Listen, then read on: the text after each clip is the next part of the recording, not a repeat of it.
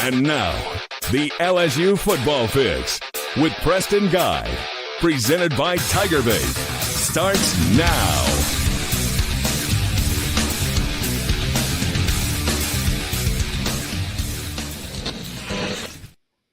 And welcome in to your LSU Football Fix. I'm Preston Guy, your host as always, each and every Monday night at 8 p.m. on the TigerBait YouTube channel.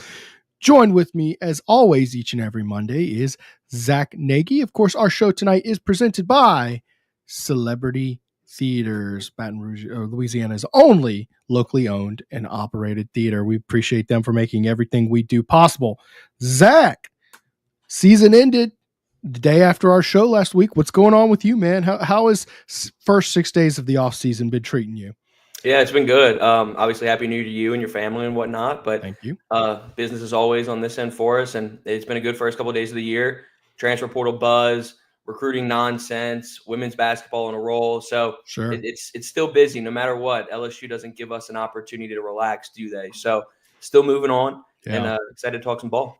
It's one of those times where I'm really glad I'm just like a football beat reporter and I don't have to pick up all that extra miscellaneous stuff because, boy, it's nice to get a break. And to be honest, a lot of people think that like football is the more difficult season to cover. Dude, there's so much going on. There's like 131 sporting events in the spring. So the guys who have to cover that, particularly the LSU athletic people, who, I mean, they can't just say, well, who cares about a softball game or who cares about a women's golf? No. They have to show up there. This is their chaos time. So tonight, a quick little rundown. So we got our portal visits we're going to talk about. And of course, we're talk about maybe touch on a few more portal needs. We're going to touch on, LSU receivers doing special work in the NFL. We'll talk about them briefly and a little bit of Burrow, JD5, what they've got going on. Maybe some early enrollees to watch with spring football just around the corner, not too far away. Who should you look for? Of course, Zach put out a piece earlier today on his website. And of course, I think this will take up probably the lion's share of the show, but yeah. I think we're going to try and take a whack at a starting 22 that'll be completely wrong. I can almost 100% guarantee you will be absolutely something wrong. So we'll get to that tonight. But before we get going too far, let's get to a couple comments. Who's here? Nurse Court, what's up, fan? Nurse, nice of you to join us. Christopher Slim says hello. And of course, Count the Money says Chef and Nagy. That might not be a bad show name for the future there. Christopher Slim, boring Tiger fan here. Hey, did you see the insane mount from Chio? And Livy Dunn they're talking about. Okay, gymnastics. Okay. Zach, are you a gymnastics guy at all? Because I am just like, whoo. It's fun to watch. Me too. I don't know I don't know how they do the scoring. I don't know how they do deductions. But I think it's fun to watch, and I know LSU is absolutely dominant at it, so it helps us from a work perspective. I love watching gymnastics. I just feel like, how like there's that one clueless fan at the watch party and like, woo, go ball, throwing foot.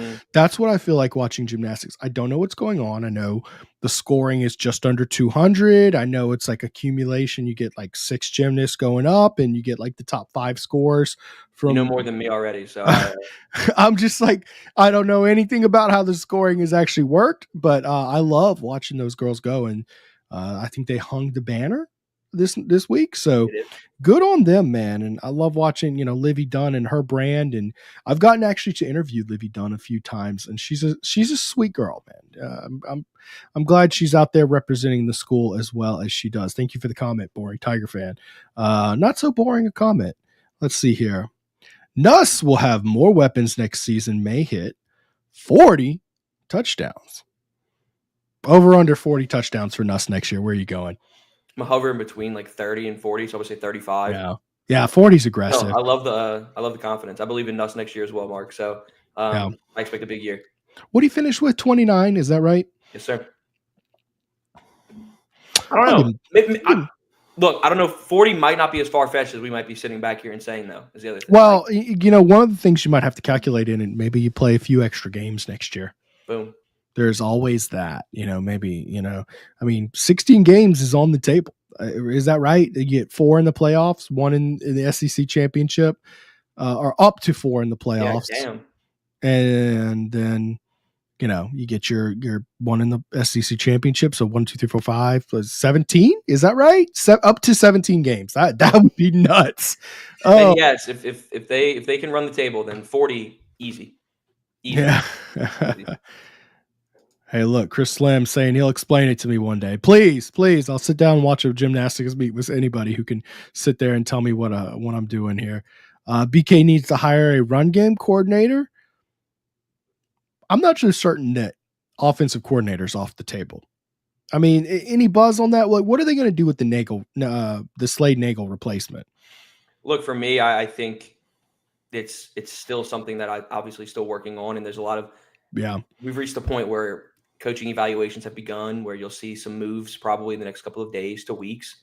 I would certainly expect some moves to be made on that staff. For Nagel, we'll likely see a replacement coming. I don't have any buzz for names or anything of that nature, but you got to see something coming sooner rather than later, especially when you want to start shifting gears to recruiting for the 2026 class. You'll need somebody manning that position. Absolutely. You're going to have to get something kind of soonish. Now, you are there's no hard deadline hitting you soon, but you do need to kind of get what's going on. Esteban, one of our first fans of the show. Appreciate you for tuning in. Big question here right off the bat for Bryce Jackson. Of course, we'll have, what is it? It is January. We'll have 9 months of discussion about how this game goes. Do you think LSU wins the opener? Look, Bryce, I don't know what Clemson's roster is going to look like, and we're going to take a crack. I think today's the first day where we're starting to get a feel for how LSU's roster looks. I've already told people what I'm looking at. I expect LSU to be a playoff team next year based on what I'm seeing and what I think they will continue doing in the offseason. And all I can tell you is that's a really tough place to go play. Cade Klubnik is coming back, and Brian Kelly, during his tenure at LSU, has been objectively bad in openers. So I know that sounds like a lot of Debbie Downerism, but that's all the details I have. Zach, any thoughts? No, I mean, you hit the nail on the head right there. We're not quite sure what this LSU roster is officially going to look like. When it comes down to it, there's going to be some moves still made down the stretch on defense. So there's still some things that are going to happen from a depth chart perspective. And then, like Preston said, you couldn't tell me. I couldn't name many more players on that Clemson team other than Klubnik and Will Helt, who they just got through the portal. So yeah, the first ever portal player ever. Yeah, there's some analysis that we're gonna have to go through on our end, but historically bad in the opener. Hopefully LSU and Brian Kelly can change that narrative. And of course, Northcourt hit on the real point of improvement for Nussmeier. I'll say this: there's 2 things I want to nitpick for Nussmeier in his first year that I thought he was objectively bad at. Number 1 is turnovers. Did you see Mike in the preseason predicted? I think you were on the show when he predicted 12 interceptions, like during the USC pregame stuff. Do you remember that? I don't, but I wouldn't put it past him at all. I hate it when Nega Mike is right about something, and he never let it die about him being right. Basically saying 7 and 5, and they end up going 8 and 4. He's never let that die. Yeah. I'm used to my text line every other day at this point, so he's right. He was right.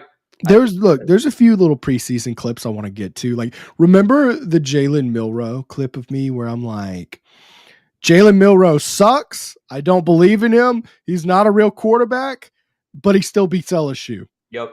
Boy, that one aged like fine wine. Good luck to him in the NFL draft. I'm telling you, I wouldn't touch him with a top 3 round pick. I just, I know the quarterback class is weak. I see the athleticism. He might be a backup quarterback in the NFL. I would not look at him to come in and give you starting reps. I mean, how much more film of mediocre football do you need? I think we got to back off from that. Happy New Year. Baseball is 39 days away. Boy, isn't that crazy how close the beginning? That goes into what you were saying, how it just doesn't stop with LSU. They always have something rolling on. Whether it's women's Are you on the baseball beat? I'm sorry. Yeah. Yeah. What's your thoughts on the team this year? They're loaded. I mean, the preseason rankings came out today for one of the sites, and number 2 team in the country. So they've got a bunch of talent. They reloaded through the portal. I mean, we know Jay Johnson is the quote unquote portal king, and he continues to show that every single offseason. retooled roster. Obviously, high expectations again for them to get to Omaha, but it's going to be another loaded LSU baseball team once again. Jay Johnson is an absolute recruiting guru. Yeah, I know. I mean, the team is clearly loaded with a ton of talent. I think that's just going to be a perennial thing with the baseball program now. I think you're going to be looking up at every April and you're like, dang, how many guys are projected in the draft? I mean, it just looks really good out there. Best to say LSU loses until they prove us wrong. Of course, Count the Money is talking about openers, and dude, that is so painful to admit, but like, yeah. I mean, it is kind of becoming LSU's identity to drop an opener. Isn't that like a sad state of the program? I mean, it is. You've dropped continuous season openers. I can't sit back and say they're going to win this one until they prove me wrong. So that's just me echoing the same sentiment that he's saying. I completely agree. Unfortunately, it does sound terrible. Does Tommy Rees become the OC at Cleveland, or does he come to be LSU's tight end coach? Would he come to be a tight end coach at LSU? I was about to say, is there buzz on that? I don't know that he would want that. I think he might consider being an OC. But he might be happier in the NFL as a position coach. And I don't know what's going on with Cleveland and their situation. I think, did they say they're keeping their coach there after a dreadful season? I don't know. Not sure. Sure. I want to say Stefanowski is his name, and I think they're keeping him. I think I saw that. Kind of a shocker when I saw that, given, I mean, not just how bad their season was, but how much disarray the organization is in. I guess the logic is there. It's such a mess that the next coach couldn't fix it either. I mean, how much money are you locked into Deshaun Watson with? So much that it's unbelievable. And he just had a setback with his recovery on the Achilles injury. I don't even begin to think about that. The one head coaching thing that I'm keeping tabs on, obviously, aside from the Saints, because I was about to say the hometown team, Gerard Mayo with the Patriots. Interesting. They let him go, and I know that's obviously it's a casual take. Everybody's going to sit back and say that, but man, what do you expect a guy to do in such a short time frame? Right. So yeah, for me, that if we're talking NFL ball, that's the one that I sit back and I'm just like, damn. So admittedly, there's probably 3 NFL teams that I'm like in the culture of the beat, you know what I mean? Following the news. Yeah. Of course, that's Commanders, Bengals, Saints, right? That's who I would consider myself an NFL fan of, right? So the Patriots, like, I don't follow press conferences with Gerard Mayo. I don't see the direction of the team. I just know that it was an awful team he got handed. Right. He was handed a rookie quarterback, and who was it? Jacoby Brissett was the starter for the opener, something like that. Anyways. Yeah, you're right. And then boy, balled out the Joe Milton. They said, I want the number 1 pick. And Joe Milton said, nah, I'm going to go Johnny Football on y'all today. And he balled out. And they lost the number 1 pick. I do know that also plays a role. Sometimes when your owner says, give me that number 1 pick, and you go out and win that last game.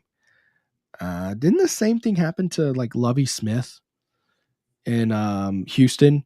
Anyways, right. All that to say, on the outside looking in, I'm like, dude, that seems rough. How do you hire a guy for 1 year? You know the program is a shit show, okay? You give him a rookie quarterback and a bunch of nomads at quarterback, and then you fire him because he won 4 games? Like, but then all the people who are like Patriots fans come at me on Twitter and like, you don't understand his comments, the culture. It was just one of those things where it's not going to work out, which I get it.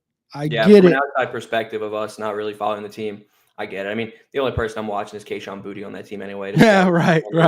He ended the season with a bang. Didn't he have a good season this year? He did. He ended the season really well. He got in the rotation, got in the mix in a big way.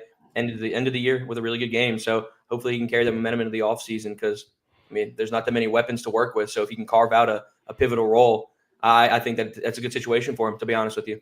Yeah. Well, hopefully he can make something stick. All right, I want to pull this up. Now, I didn't have it prepared, but because we're in a good caveat, a good like pivot point here, LSU receivers just had a year for the ages. I'm going to read off a few numbers about LSU receivers, and I think we all kind of understand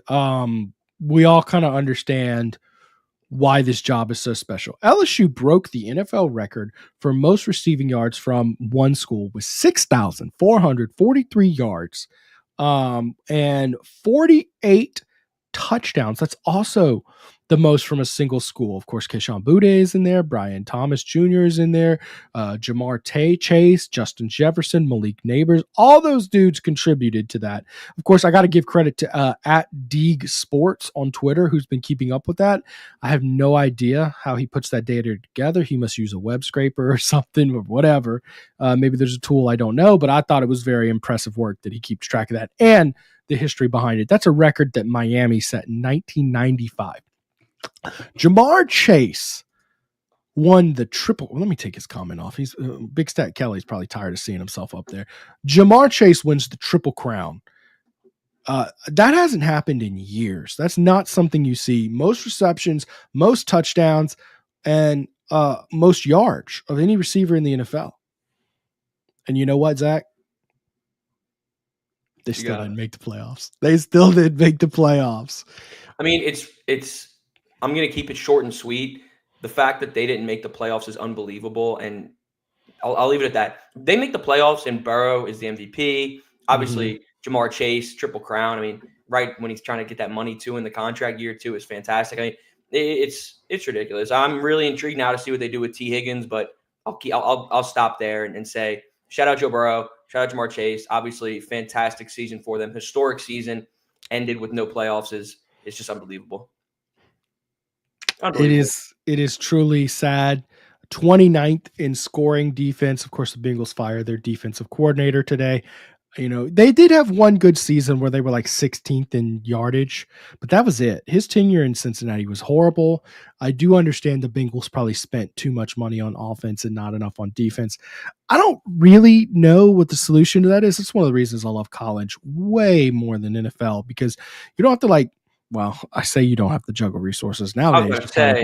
We're switching quick, aren't we? But it's behind. But I don't have to think about it. I don't have to be shown it. I just get to say who's there or who's not. I don't have to do the math myself.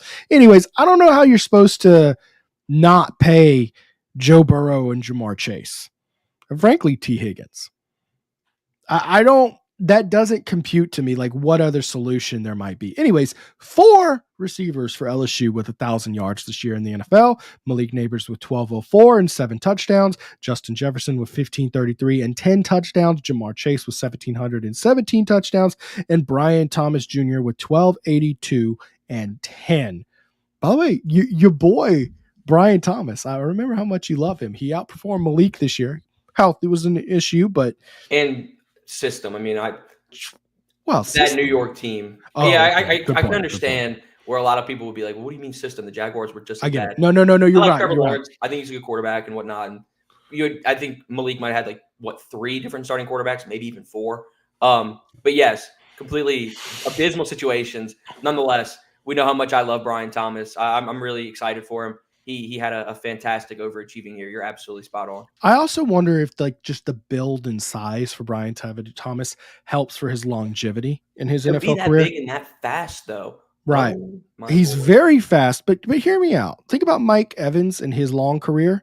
Doesn't Brian Thomas kind of have a similar build to Mike Evans?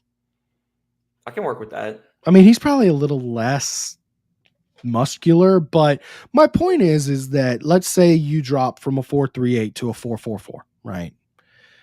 Aren't you still big and 6'5" and move pretty well? Like if you lose that half step, you're still elite is what I'm getting at. No doubt. And I mean, he's a player that's just scratching the surface. I mean, you and I have talked about it time and time again. He didn't start playing football kind of 100% locked in until midway through his high school career. So he's just scratching the surface.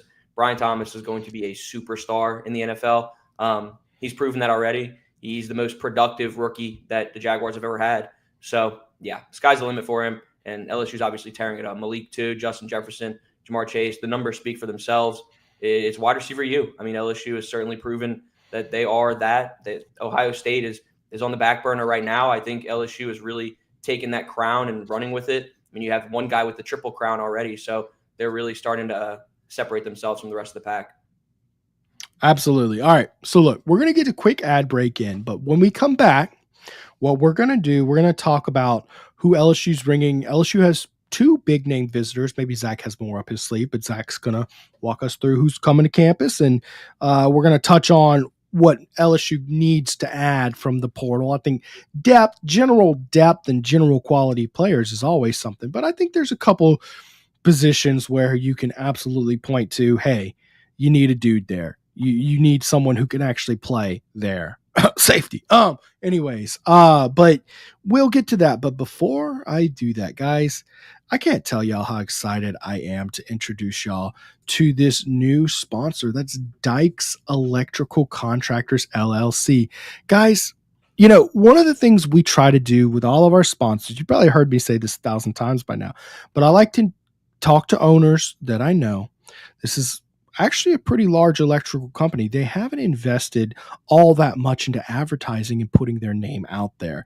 I love that about them because they have survived for years, decades on word of mouth and quality work.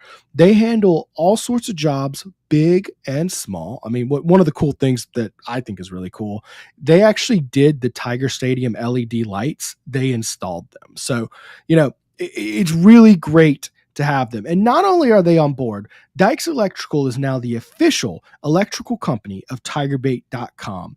No matter how big or small your electrical needs may be, Dykes is wired for success. What makes them wired for success? Well, whatever you need electrical services, they've pretty much got you covered, guys. Need a brand new 10-story office building? We can wire that. 20,000 or 200,000 square foot warehouse you need built? We can wire that. Expanding your existing commercial building? We can wire that. Changing out a breaker, whole electrical panel, or just a receptacle in your home or office? Guess what? We can wire that. Upgrading the old lighting in your home or office? You betcha. We can wire that. Give them a call today at the number on your screen, 225-216-9180, for a free estimate on your home or business project. Make sure to let them know TigerBait sent you in. All right, guys, and y'all know, of course, our title sponsor each and every year, making everything we do possible, is Celebrity Theaters. Guys, they've been owned for years locally. Because of that, you're guaranteed to see a clean facility, better pricing, superior customer service, state-of-the-art technology, and of course, the Baton Rouge location has the largest arcade in town with more than 50 games and items. They've got a bar featuring wine, beer, and frozen drinks, oversized leather reclining seats, and of course, the Dolby Atmos 3D sound system. They've got 2 locations, one in Baton Rouge, one in Ruston. Go check them out. Make sure to let the manager know where you came from. And guys, boy, I always hate doing this spot here because it makes me hungry, man. Like, it's so good. And I just spoke with the owner this weekend. I'm glad to have Struby's back on board for 2025 as well. So more good food. And I'm just, every time I have someone in town and we want to get a good place to eat, Struby's is where we go, man. Located 107 3rd Street in downtown Baton Rouge, Struby's prides itself on providing a 5-star dining experience for a reasonable price. Struby's is locally owned with ownership in the building every day, taking a level of pride in the food and service that you just won't see from any old corporate establishment. Struby's features a full menu of specialty meats, including USDA prime black Angus steaks, 100% certified Wagyu New York strip. And for those looking for something outside of red meat, they offer dry-aged pork chop, black truffle, lobster, pasta, redfish, and plenty more. Book your reservation online tonight at strubys.com. Make sure to let them know TigerBait sent you in. All righty, last spot here, and we'll be right back. Let's hear from Rejuvame. At Rejuvame, we specialize in medically monitored hormone and weight loss therapy, giving you the energy you need for all life's challenges. Let us be your age-defying clinic. Restore me, refuel me, Rejuvame. RejuvameMedical.com. Struggling with weight loss? Need hormone balance? Rejuvame Medical offers personalized treatments, including semaglutide and hormone replacement therapy. Transform your life today at Rejuvame.com. All right, let's see if we got any good comments here, and then we're gonna let Nagy go to town on who is in town for LSU. Let's see here. Lady Tigers keep winning and won't move up in the rankings. Zach, what's your thoughts on that? Is Mulkey and company getting hated on? Yeah, I mean, look, they're 17-0 right now. They're dominating. Guard play looks good. They still got to work a little bit. Kind of down low. There's some players still battling for some starting positions in the post, but nonetheless, I mean, It's a team that looks really good right now. Depth is going to be an issue down the stretch, but for them, they just keep winning. And women's basketball right now is loaded from top to bottom, really in the top 10. So you're not seeing that much kind of fluctuation, that much change. But nonetheless, yeah, they do keep winning, and they do keep hovering around that 6th spot. So it's unfortunate. They didn't play that good of talent in non-conference, so it didn't really help them from a resume perspective. But SEC ball has now kicked off. They had the SEC opener yesterday, so they're the SEC home opener rather. So they're starting to kind of get in stride, and we'll likely see some changes in that top 10 soon. Does it? And look, you're obviously way more in tune with the women's basketball beat than I am. I watch LSU, and that's about it when it comes to women's basketball. Okay. Does it seem to me like Mulkey gets a little overhated on nationally because she's kind of like counterculture to the culture of women's basketball? She is the sandpaper out there. Do you think that's a real thing? Someone could easily leave a comment here and convince me otherwise, but what's your thoughts on that?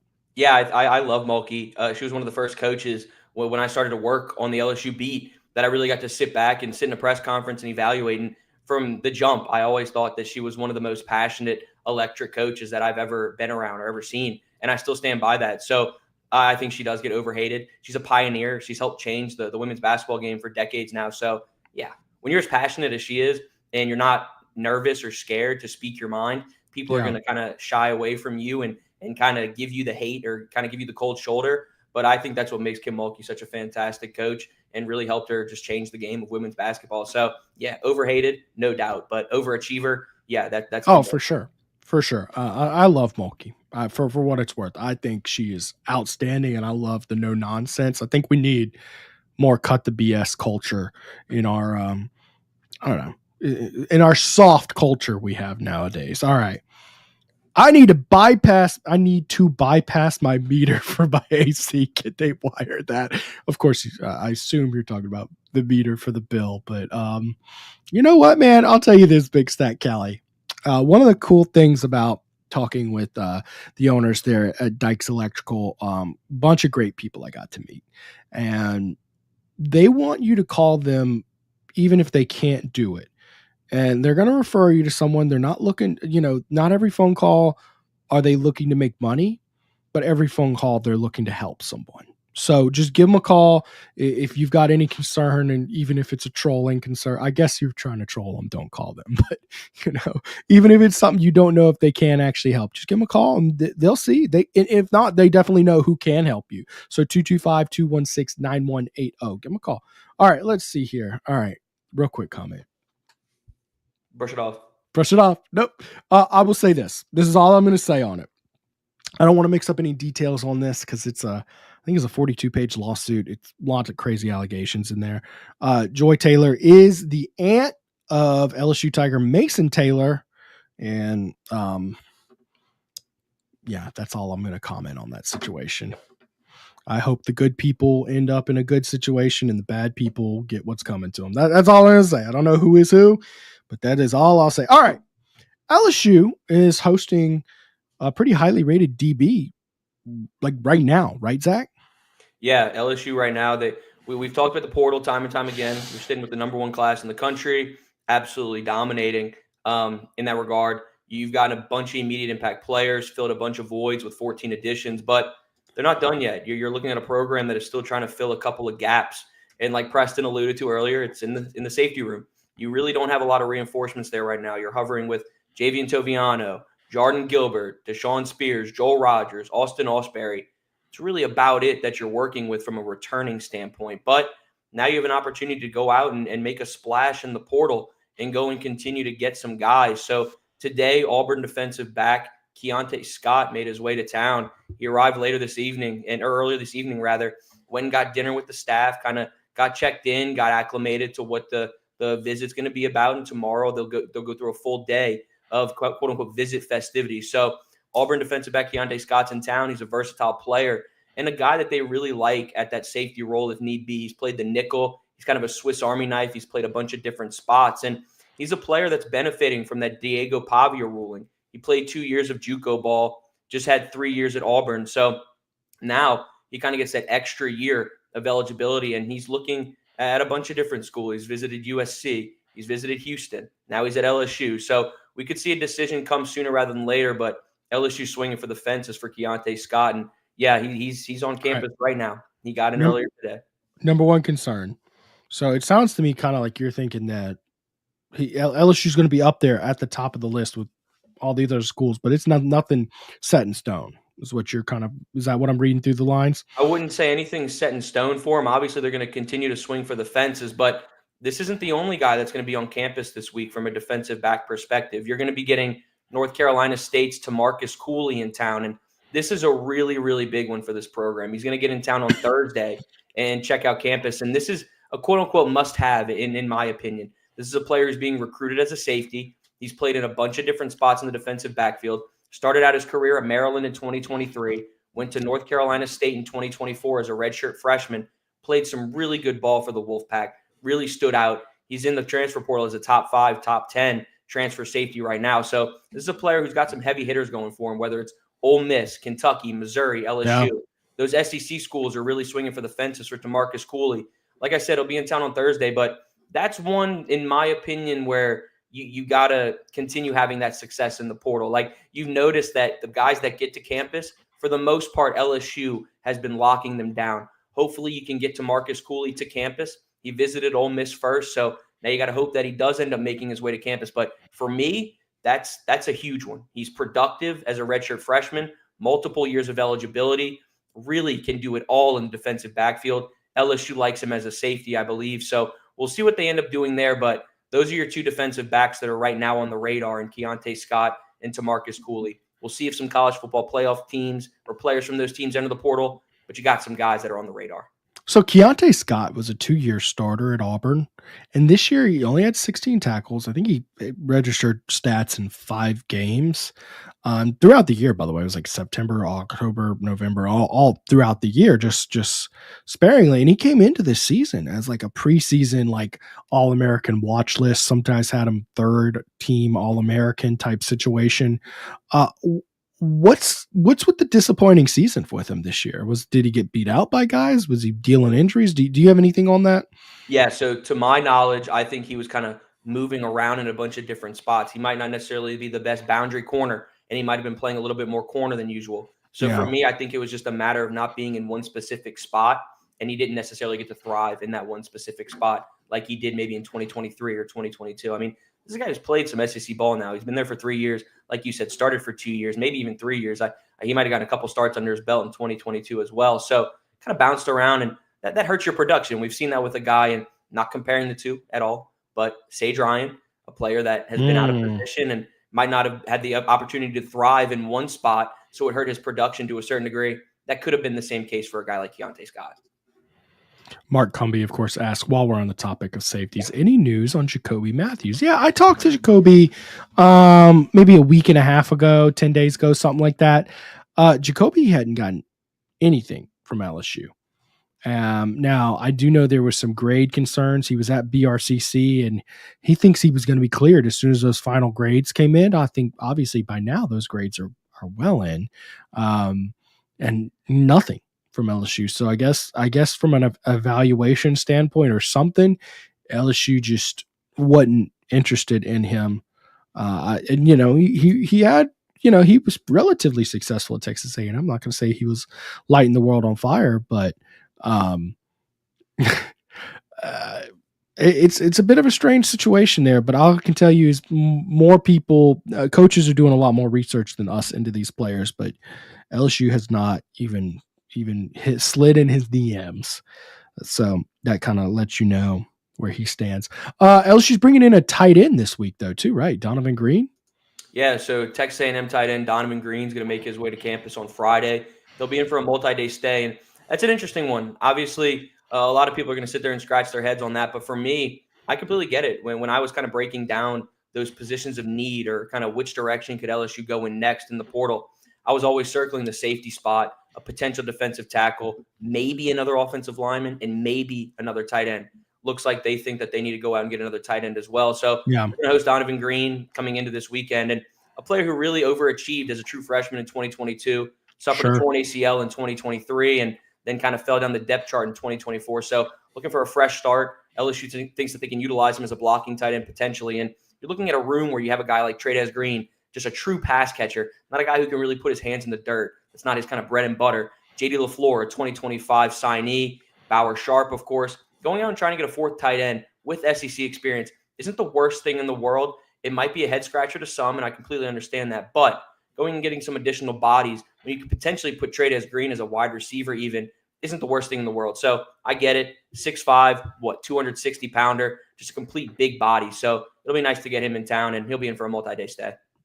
I would love to have him as a third tight end. Now, he's not beating out Bauer Sharp, and he's definitely not beating out Trey'Dez Green. Agreed. Like, let's just get that out there. But as a depth piece and a guy who can block with some experience, I mean, that'd be a great add. And I think LSU absolutely needs a tight end given the offense that they run. Maybe back in like the Les Miles days where the tight end catches 3 balls a year. Okay, you can get away with one good tight end. Not anymore. I think you need a multitude of these guys because they love to use them, and particularly with Trey'Dez being a guy that they're going to use dynamically. Definitely agree. All right, so you rattled off the list of guys that they need. So you said safety. I think they need 2 safeties. For me, I say 2 safeties. If that's what you're saying too, I wholeheartedly agree. Yeah, you got to go out and get 2 safeties, good ones too. Immediate impact guys, of course. That's of the utmost importance. I like Deshaun Spears. Like let me not shy away from that. I like Deshaun Spears. I think Javion Toviano could really hit his stride. So if they went out and only got 1 immediate impact safety, hopefully a guy like Tamarcus Cooley, who in my opinion is a must get, I can live with that. But 2 would be kind of the goal from this staff. And then, of course, try to get another offensive lineman potentially, and then maybe a defensive tackle. And for me, not to kind of have a monologue and ramble here about the defensive tackle position, but I think if you can go out and get a proven veteran in the trenches, that'll put you in a really good spot. Jacobian Guillory is coming off of a torn Achilles. You're not quite sure the kind of production that you're going to get from him. You bring in Sadir Mitchell from Texas, who didn't really do too much this season. Big body, though. Youngsters like Ahmad Bro and Dominic McKinley who can hopefully take that next step. And then you look at a guy like Shone Washington as well. So you're kind of thin in that room from a veteran presence perspective, and that's a reach, of course. But if you go out and get a proven guy who's played some good ball, maybe in the spring window if need be, I'd be impressed. It's not a pressing need, but if you can go out and get another defensive tackle, I'm not shying away from that at all. Go get more depth in the trenches. I mean, you can't have enough bodies down there. Well, also Jalen Lee hit the portal today. Exactly. Which, and to me, like, okay. I mean, what did he show you at LSU or Florida to make you think that that's a guy who's going to be what you need him to be? Whatever. So I think defensive tackle, you'd love to add one. I think edge, you're coming close to being pretty good at. Linebacker, you're great at. I think even corner, you're pretty solid and set on. Receiver, I think you're good at. Tight end, we discussed that. I think the next position of need here is definitely going to be offensive tackle, because you brought in some interior guys and, kind of addition by subtraction by moving DJ Chester out to guard with Braylon Moore coming in. I think you need to add 1 starting tackle, right? I mean, Brian Kelly said they're bringing in offensive line. He said that, and I assume that he's not talking about a depth piece, right? Yeah, I think you really could go out there and get a heavy hitter. And it could be from a college football playoff team. I mean, these are guys who once they finish their season, they have a 5-day window to enter the portal. So LSU could certainly still be looking at players that enter kind of in that next wave of portal entries. So, yeah, I think when you're looking at pressing needs, safety's number 1, like you were saying a second ago. I completely agree. Offensive line potentially, and then maybe defensive tackle or tight end. But other than that, I mean, this roster is pretty much set. I mean, you're looking really good. First off, it's a K. Put some respect on that K. Anyway, Zach, we don't have enough spots to get all these players. Spectrum Wellcare says, is that? I haven't mathed it up in a while, but I mean, they've lost, is it 19 players to the portal now? Yeah, so you lost 19 guys to the portal so far. You lost double-digit seniors, it looks like. So you have some spots that are open. Yeah. So we'll see what happens in that regard, obviously. You're bringing in 20 to 25 true freshmen as well. So I think there are some spots. The goal was to get to 15 guys so far. You're at 14. So if you can go out and get 2 or 3 more, it's going to put you in a good spot. But certainly Preston now crunch the numbers on that roster count soon and see what room they have to get. But I think the staff knows the number that they want. And I think they're putting themselves in a good position to reach that max limit, which maybe they're going to get too quickly. Does LSU need a special teams coordinator? I'm going to say no. I think Bob Diaco has been fine, right? What do you think? Yeah, it's such a tricky question, honestly. I think he's been fine. Special teams next year for me is one of the spots that I'm most excited about. I think you have so many return guys in that spot. You got a superstar punter coming in as well, and I know that's not one of those quote unquote sexy positions where everybody's going to be like kind of jumping for joy about. But I think Grant Chadwick's a fantastic punter, and he had A&M and a bunch of other schools battling for him. So to go get him will boost that special teams. I don't know if you need to go out and get another coordinator. I think you're in a good spot. Kind of funny how the Louisville. Why are we talking about Louisville here? How Louisville fans dump on LSU, but we'll take an LSU transfer 7 days a week. Look, man, look, Louisville's a team who was recently added to the Power Five, right? And, they were in the AAC for years. And I know they had a run in the Big East, and they've had some great programs. But, look, if Louisville gets an LSU guy, they should be very happy. All right, let's see here. All right, I work in the French Quarter. This is from George Ray. Joe Biden came to show his respect today. I don't want to touch the politics it is, a tragedy in New Orleans.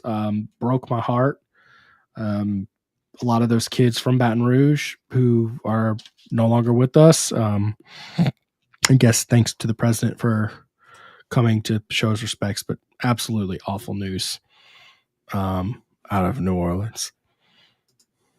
It was nice to see the Sugar Bowl still get played, even though they had to delay it for security or whatever, but it certainly was a somber day. Ain't no way Preston being serious. I don't know why are people laughing at me?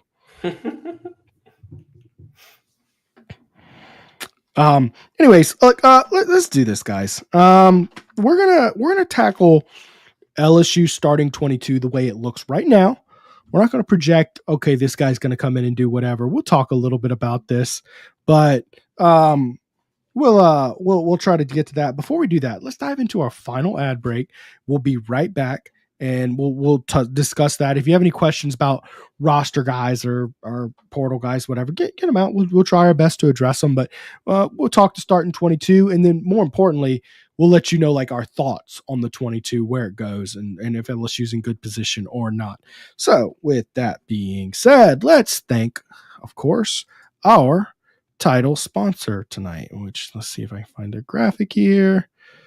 And one day I would love a producer on the show to hit all these buttons for me and I could just read it. This would be such a smooth show, but we're just small time here on TigerBait.com. All right, let's see here. Of course, Celebrity Theaters is our title sponsor, guys. Because of them, they bought in early into the show and they make everything we do possible. Make sure to check out their weekly promotions. Monday, Senior Savings, where it's $5 for patrons all over the age of 55 all day. Bargain Tuesday on Tuesday, where it's discounted concessions and movies for everybody. College Night on Wednesday, where college admission for students after 5 p.m. is $5. Of course, the Baton Rouge location has half off arcades all day on Wednesday. Thirsty Thursday at the Baton Rouge location. And guys, if you're looking for a private movie screening or event, Celebrity Theaters is the place to go. They've got 8 or 10 auditoriums, whichever location you pick. It's great for hosting birthday party, private movie screening, corporate meeting, arcade party, whatever you're looking for. Guys, visit celebritytheaters.com/events or send them an email, events@celebritytheaters, to get your private event booked.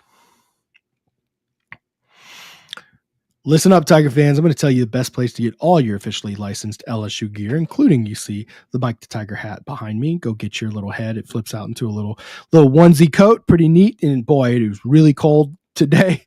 A lot of y'all could probably use it, I'm sure. Guys, it's your ultimate shopping destination for LSU fans. They've got it all from the new Nike gear, Champion, Johnny O, Onward, Reserve, Peter Millar, Southern Tide hats, Yetis, gifts, accessories. Anything you could want, guys, they've got it. If you do online at alumnihall.com, you can shop online. They ship from Baton Rouge. So if you're in Louisiana or Baton Rouge ordering, it's going to get there much faster than if you go to another place and they're shipping from gosh knows where. And you can save 10% using the discount code. Here's the discount code, TigerBait, all one word, TigerBait. You can use it in store or online, and you're going to get 10% off your purchase. Go shop with my friends at Alumni Hall and use the code TigerBait to save. It is your best and largest selection of Tiger gear. All right, guys, here's another place I went to the other day. I was taking some friends to an escape room, actually, at the 13th gate, and we were hungry before. I was like, you know what, guys?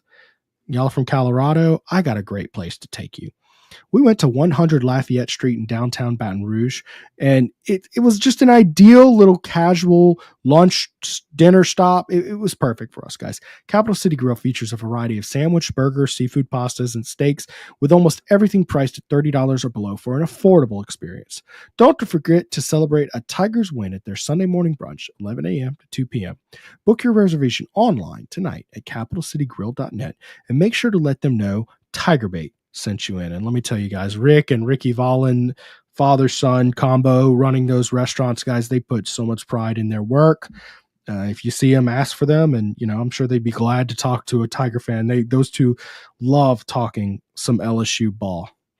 All right, let's talk a little bit about Genesis of Lafayette. Drive-in style and luxury with a new Genesis from Genesis of Lafayette. Buy a 2023 Genesis G70 3.3T Sport Prestige Executive Demo and pay only $39,870. Buy a new 2025 GB70 and take $2,000 off the MSRP with value owner, competitive owner incentive, plus finance for 2.99% APR for 60 months or 3.99% APR for 72 months. Don't forget to start your shopping online by visiting genesisoflafayette.com.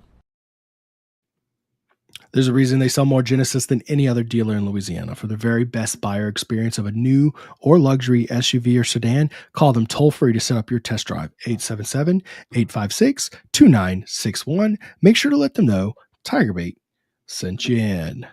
All righty, let's see if we got any good comments here. I know a guy who knows a Zach. I know a guy. I have a little brother named Zach. All right. A lot of guy Zach play going on there. All right. Let's see here. Oh, shoot. Hit like, beat Mike, VFFs. Let's do it, guys. If y'all haven't liked the show already, please hit like. Mike has made fun of me. I'm 0-24 against him in terms of getting likes on these. I would really appreciate your likes to support my show. It helps, feed my family and all that good stuff. So if you want Peyton to eat tonight, please like this show. Any word on Emory? Been kind of quiet there. Have you caught anything on Emory? I mean, last I heard is he's rehabbing and he should. I don't think they've actually approved his medical redshirt officially yet, right? Yeah, I think the voice crack. The last thing that I'm still kind of battling a cold, but no, the last thing that I heard from good playoff, by the way. That's such a good line. What? I'm battling a cold, my guys. Still battling a cold. But nonetheless, the last thing that I heard from Emory was that he's going to begin that next chapter of his career. I thought was what Brian Kelly said last. Don't quote me on that, but still rehabbing, and we'll see. Yeah, I would be surprised to see if he comes back, but he's still in school and still doing his thing. All right. What day is Senior Citizen Day at Celebrity? Need to catch the new Bob Dylan movie. Monday night, Carl Dunn, although you're not old enough to use that. You're not 55. All right, let's see here. All right. So let's take a look at this start in 22. Quarterback. I'll let you start off. Who's your starting quarterback next year, Zach? Quarterback? Tough one. Toss up. That's my man. I'm excited to see what he can do next year. I think there's going to be a lot of pressure on him, and rightfully so. You're taking that jump from year 1 to year 2. We've seen it happen in the past. Everybody's going to talk about the narrative of Jaden Daniels, year 1 to year 2, Burrow, year 1 to year 2. Now Nussmeier, what can he do from year 1 to year 2? It's going to be the headliner. It's going to be what everybody's talking about, and I truly think that he can evolve into one of the better quarterbacks in the SEC, if not America. So I have high hopes. I'll leave it at that. I have high hopes for him. I think his name should be in that Heisman conversation. I'm not saying he's going to win it. I'm not saying anything of that nature. Not going to put these ridiculous kind of expectations on him, but they are going to be sky high. And I'm on the nuts bus. I do believe that he's going to have a really good 2025 season. Vegas put out their early Heisman odds. I was hoping you'd say that. Do you know who number 1 on their list is? Yeah, I set it up. I threw the lob. I was hoping you'd finish it. It's not. It's Arch, but I mean, Nuss is going to be a guy who's really going to be in that conversation. I'm excited. All right. Do you know who number 2 on their list was? It wasn't Nussmeier. It was Nuss. It was Nuss, number 2. Yeah, he had the second best odds in the country. Yeah, that's all right. Do you know who the last quarterback to preseason hold second best odds for Heisman was? It's niche, but I think you got this. It was the last quarterback for LSU. It was Jaden Daniels. Oh, was it really? Yeah, coming into the season. Yeah. Wow. He was number 2. Yeah, in the preseason. And the last time LSU had the second best Heisman odds in the offseason at quarterback, he won the Heisman. So I'm just interesting saying. tidbit. I like that. Now, of course, I feel like we're just completely dodging everything to do with LSU's most important question. If we just talk about Nussmeier, backup quarterback, MVB, or are you going with the kid? Yeah, look, I love Colin Hurley. I think he's a fantastic football player. Still scratching the surface, just 17 years old, and I think it's going to be a narrative that I'm going to run with for as long as I can. I still think that there's going to be some processing that he needs to work with and continuing to mature as a quarterback. It's hard to get into the SEC. Yeah, it is. So obviously, I'm going to ride with Van Buren. He has that SEC experience already. He's proven that. Played fantastic against Georgia as a youngster and really got thrown in the fire as a true freshman with Mississippi State. So I think he's your clear-cut QB2 right now. I don't see too much of a battle happening for that backup quarterback spot. I think Hurley's a really good signal caller with a really, really nice ceiling. But when I'm looking at QB2, you're obviously going to start with Nuss and then have Van Buren right behind him. All right, we're not going to talk full starting or too deep on both sides just because that'd be 44 names and just be a little too wild to do especially 9 months removed. But anyways, all right. Wide receiver. Now you put out a nice little post. All right. Starting 3 wide receivers. I've got my names written down. I don't want to put any names in your mouth. I think that third one's going to be a little tough to determine. Who's your starting 3? Yeah, I think you obviously sit with Nick Anderson and Barry and Brown as those 2 clear-cut guys. I like Aaron Anderson, man. I'm really high on Aaron Anderson. I know a lot of people are going to sit back and say Chris Hilton, but until he's healthy going into week 1, there's not much that I can say for Chris Hilton right now. He ended the season with a bang, looked fantastic, looked like that player that you and I had seen in fall camp and spring camp as a player who could emerge and break out in 2024. But the main point here is remain healthy, and then you'll get that full maxed out Chris Hilton. Until I see that to start the season in 2025, I know we're talking hypotheticals here. I'm going to have to ride with Aaron Anderson. So my 3 are Nick Anderson, Barry and Brown, and Aaron Anderson as my 3 starters. Well, I'm going to play devil's advocate here. So a guy who's never cracked 600 yards is a surefire thing at starting receiver for you? That's Barry and Brown? Yeah. He also hasn't had a competent quarterback for the last 2 years and has had some struggling quarterback play with Kentucky. I think if you give him a guy like Garrett Nussmeier, he could thrive. But yes, I think that's a really good point. I would argue Nick Anderson and Aaron Anderson are your top 2 receivers, and that third one is where it really gets tight. Yeah. Now, I would love to say Chris Hilton will be your guy, but frankly, I mean, he's just very consistently inconsistent. It reminds me, I don't want to say John Emery, but I mean, think about guys who have shown you flashes, but for one reason or another, it just never has clicked there, right? Well, you know, there you go. I mean, you just cannot rely on him. And I think Chris Hilton's put himself in that category. And I think that I would put my money on Barry and Brown if I was putting my money on one or the other. So, but that being said, I love the film and I love what you see out of Chris Hilton in bowl games. I think if Chris Hilton's healthy and 100%, watch out. That's when it gets scary, man. Watch out. Like I know we're going to go over here, but for me, I love Chris Hilton. Like when healthy, is just a guy who can take the top off the defense. Garrett Nussmeier, one of his best friends on the field. I mean, that connection is pure, and we've seen that. But until he remains healthy, there's not much for us to say. But when healthy, scary as all hell. Yeah. Tight end. Tradez Green, Bauer Sharp. Who you taking as your starting tight end? Yeah, I think Tradez is the guy that I'm going to go with. It's going to be a fun kind of system, like kind of whatever scheme you want to go with. You can put Bauer Sharp in, Tradez. It'll be fun. You'll line up Tradez in the slot sometimes. He's a true Swiss Army knife. But, I mean, I'm going to sit here and ride with Tradez for now just because of his versatility. Yeah, I'm definitely gonna roll with Tradez, but it's gonna be a situational thing. Like locking, you're gonna be able to use Bauer Sharp. I keep on saying it's Jack Bauer. It's Bauer Sharp. But I both are gonna play. We'll see if a third tight end gets in there. Offensive lineman. I'm just gonna name who I think. And this could change quite a bit, actually. I expect at least one of these to change. I think left tackle is probably going to be Tyree Adams. Left guard will probably be DJ Chester. I assume DJ Chester is going to slide out. Center, Braylon Moore, the transfer center from Virginia Tech. Right guard, I'm going with Josh Thompson because he's a handsome devil. And then right tackle for the moment, Weston Davis. I like what he did this year.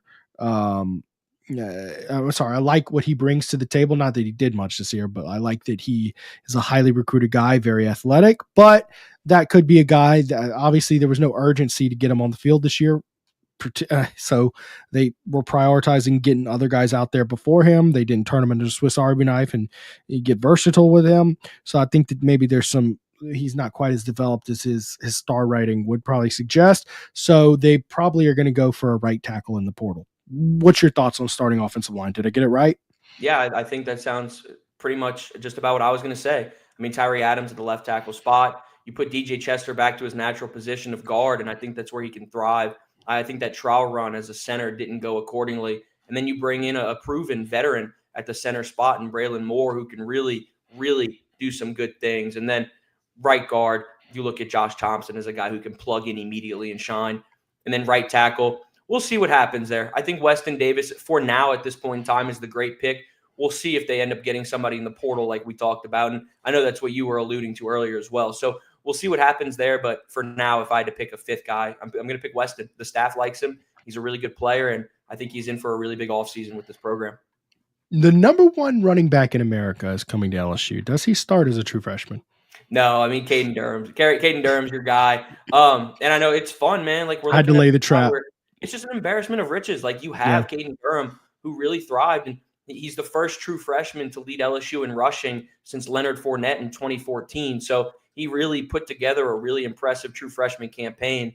He was only hovering around 70%, Preston. I mean, he was battling with that foot injury for a lot of the season, didn't play much in week 1 and week 2. So Caden Durham has a really high ceiling. By the way, throw in just lightning in a bottle and Harlem Berry. I'm high on JT Lindsey. Caleb Jackson's in for an offseason too. So you have a stacked running back room. It'll be exciting to see how Frank Wilson kind of divvies up those snaps.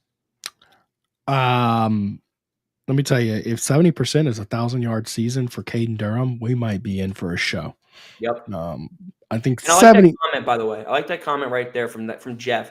I think pass protection is where it's going to be very important for Caden Durham to hit that next year. Yeah, I talked that's to true. Josh Williams for a while about that because obviously he's one of the best pass pro running backs in college football, in my opinion. It's a biased take, but he's thrived in that role. And I think with Caden Durham learning from a guy like Josh Williams over the last year, it's going to put him in a good spot. Josh thinks that the sky's the limit for Caden. We'll see if that kind of brotherhood that they develop, they room together for all the away games. So hopefully Josh was sitting there in the hotel room teaching him how to become a fantastic pass pro. I think we'll see Caden hit that stride next year. Let's shift gears here. Let's move to defense. Let's see, defensive tackle. I think Jacobian Guillory. Looking at him, I get that the injury he had is not something you like to see, and some guys don't recover 100%. I think he's got the most experience of anybody on roster. I think he's a veteran guy. I think he does enough to hold on to a starting spot. And looking at that other one, I don't think Sadir Mitchell, having not really played much at Texas, is going to do much. I like Dominic McKinley there, but ultimately, Ahmad Bro got the nod above Dominic a lot this year. Okay, I'm going to go with Ahmad Bro as your second starting defensive tackle. Who's your two there? I like it. My only concern for that would just be if Jacobian Guillory is 100% for week 1. I think he would have had enough time to recover by that point. And hopefully, I'm a big fan of Jacobian. I don't know enough about the medical prognosis of that. We just don't. That's not our wheelhouse. We don't get paid that. That'll be what, 10 months? Mm-hmm. I guess that's enough time. Yeah. So let's say Jacobian's healthy. We'll go Jacobian and Ahmad. But I think this is a big offseason for Dominic McKinley. He was a guy who was battling that turf toe injury in fall camp, battled that into the regular season as well. He didn't have the opportunity to hit his stride like Ahmad Bro did from kind of a snaps perspective in practice. So I think if Dominic McKinley can stay healthy, I see no reason why he wouldn't be fighting for a starting spot come week 1 as well. So, yeah, we're on the same page there. All right, defensive end, edge rusher. I'm gonna pull a little bit of a surprise here. Patrick Payton, I don't think is a surprise to anybody. I think that's one of the best portal players in the country. Great on LSU for getting him. I'm gonna go Pyburn out of Florida to get the starting edge. Even though he's kind of a square peg round hole, man, that guy's got a motor. I love his film. He takes on blockers. He's a ball player. I love Pyburn. Who's your starting 2 at edge? Yeah, I love it. I think you're spot on there as well. I don't disagree with that in the slightest. I think Patrick Payton, you went out and you got him to be a day 1 plug-in guy. So I think he's a starter locked. Pyburn is a player that I think defensive coordinator Blake Baker is going to have a lot of fun with. He's a guy who's energetic, fun to watch, fun to play with. And I'm really intrigued to see what he does. And I think that energy is going to carve out a day 1 starting spot for him as well. Jamari Butler's a player who'll get some meaningful snaps as well. But if I'm talking about those 2 starters, I'm going to go with Peyton and Pyburn as well. Linebacker, I'm going Weeks and Keys. Love what Davin Keys gave you toward the end of the season. By the way, he had a really good fall camp too. I remember sitting next to his dad and he was whooping, I think it was Will Campbell's, Will Campbell's butt. And his dad was sitting there just smiling ear to ear. And I was like, hey man, can you tell him to tone it down a little bit? Cause I'm trying to hype up this offensive line. Right? He laughed. No, he laughed. Scott's a good guy. His son's balling out. Devon had a really good true freshman campaign. I think I'm right there with you. Obviously, we want Whit Weeks to get back to 100%. Prayers out to Whit. He underwent surgery last week. But I see him obviously back in the mix by then. And he'll be your day 1 starter. Whit's a gamer. He's a ball player. He'll be your starter alongside Keys, barring any changes down the stretch. And this one might be – I might have probably telegraphed this one a little bit with who my linebacker picks were. Star.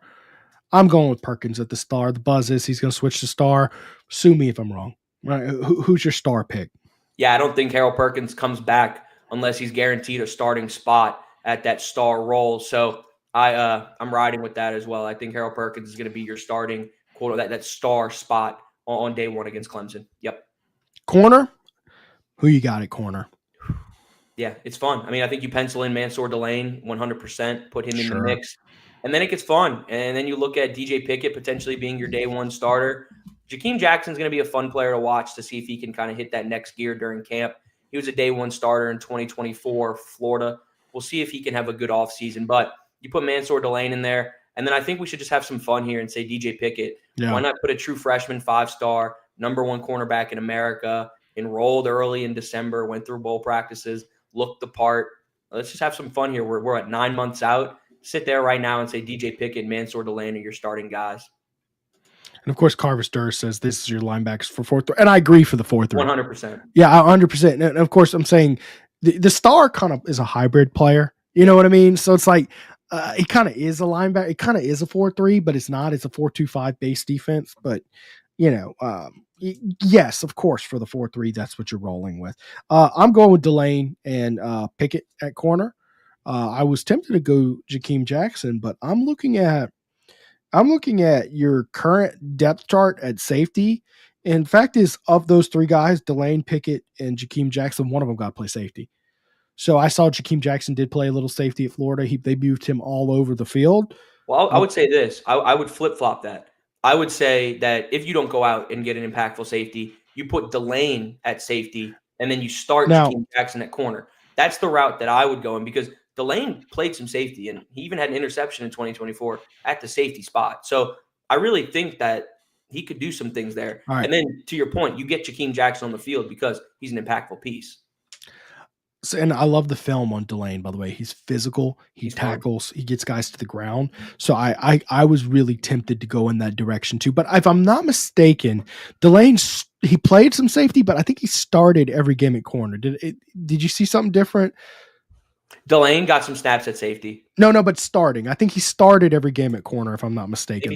Maybe so. Okay. I think I remember seeing 33 games he started at corner, but they played him at safety a little bit here and there. But so that's kind of why I was like, well, okay, I'll go with Jackson, but flip a coin, honestly. And frankly, that kind of goes for Pickett as well. There's a lot of people who project Pickett as a safety. But I would say, looking at how thin he is, I would probably rather stick him at corner, especially early on. Maybe he bulks up and goes to safety. Free safety, I'm going with, at the moment, Spears. I think he showed you some promise this year. I think that he also showed you he needs some time to develop, probably an additional year beyond this one. I think the real answer is some dude in the portal, is the real answer here. But for now, I'm going Deshaun Spears. Who do you got? Same page. No need for me to even elaborate on that. I completely agree that that's going to be the case. Hopefully you go out and get some guys in the portal, hopefully 2 players through the portal. But for now, if I had to make a pick, Deshaun Spears. Love the upside. Love his motor. I'd like to see him have a big offseason ahead of year 2. And that's our start in 22. All right, of your start in 22, where is your biggest concerns on offense and defense?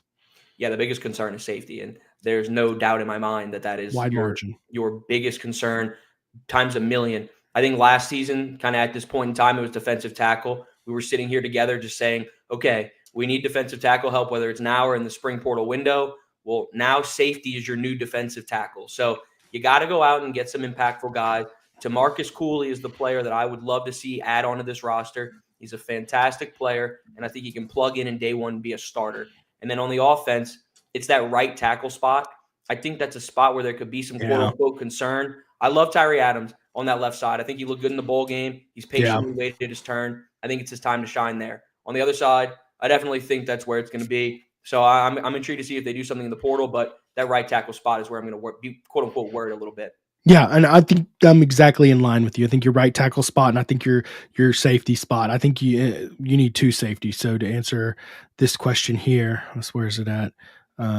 Someone asked if we need 1 or 2 safeties, and I'm missing it. There it is. S. Young. 1 or 2 safeties? I think 2. Yeah, I think 2. And I think that part of what helps it is that you can supplement your lack of safety depth that you've gotten at corner. You can supplement that with the really good corners you brought in. Agreed.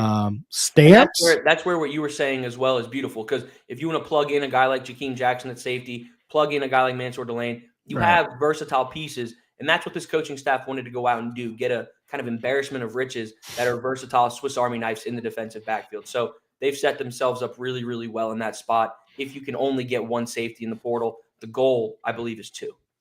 Stamps, notice his name didn't come at all. We're talking about a returning starter. It's a good thing for LSU, right? Not saying it's good that Stamps is on the bench, but I'm saying it's good that you have a returning starter on a defense that struggled to stop the pass, admittedly, this year. But it's a good thing when you brought in so much talent that these guys are on the bench. Scott here, Preston here. Let's see here. Need both a free and strong. I think that's kind of what we're touching on. And we'll end it on this one. What are the odds that Jeff Landry brings in that stupid fake fat tiger? 0. Same chance of rain is that fat tiger comes back to Tiger Stadium. I don't know. A lot of people are upset about animal abuse and all that good stuff. I didn't care about that angle. What I did care about, it was lame. It was spectacularly lame. They brought him in a corner. It was the wrong corner. He didn't taunt the opponents. They put his flashlight and they said bye-bye. And it wasn't even Mike. Lame.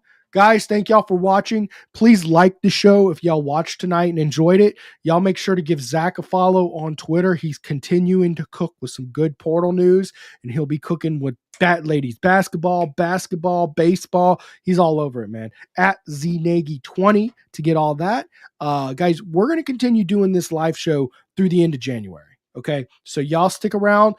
After that, we take a little break during the off season. It's a football show. We take a break. We're back in August. So appreciate y'all. Mike and Buddy will be back Wednesday. See y'all then. Hit the like, hit that bell. Appreciate y'all. Y'all have a good night.